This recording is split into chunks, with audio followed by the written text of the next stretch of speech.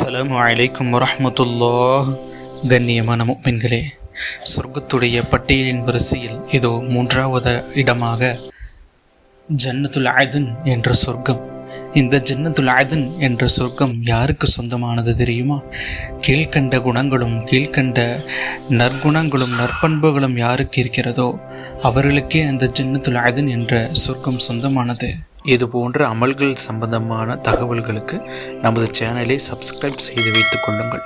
அப்பொழுதுதான் அமல்கள் சம்பந்தமான தகவல்களும் திக்ரு திலாவத்தின் சிறப்புகளும் உடனடியாக உங்களை வந்து சேரும். முதலாவதாக, பேச்சை குறைப்பவர்கள்.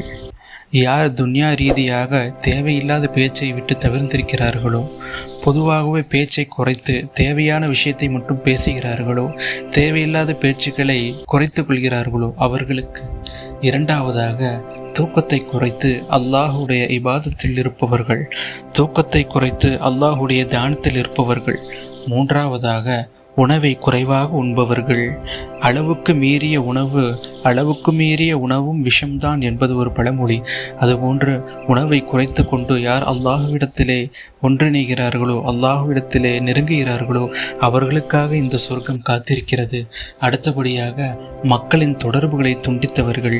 அதாவது மக்களின் தொடர்பை முழுமையாக துண்டித்தவர்கள் இதன் பொருள் அல்ல.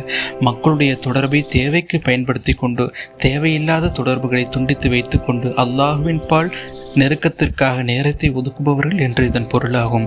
இப்பேற்பட்ட நபர்களுக்காக ஜன்னத்துல் அதன் என்ற சொர்க்கம் காத்து கொண்டே இருக்கிறது. இது போன்ற நல் அமல்களை செய்து நற்குணங்களை வளர்த்து இந்த சொர்க்கத்திற்கு சொந்தக்காரர்களாக அல்லாஹ் நம்மளை கபூல் செய்வானாக. ஆமீன் ஆமீன் யா ரப்பல் ஆலமீன். இந்த காணொளியை உங்கள் நண்பர்களுக்கும் பகிர்ந்தளியுங்கள். வாழ்க்கையில் உங்களால் ஒருவர் உயரட்டும்.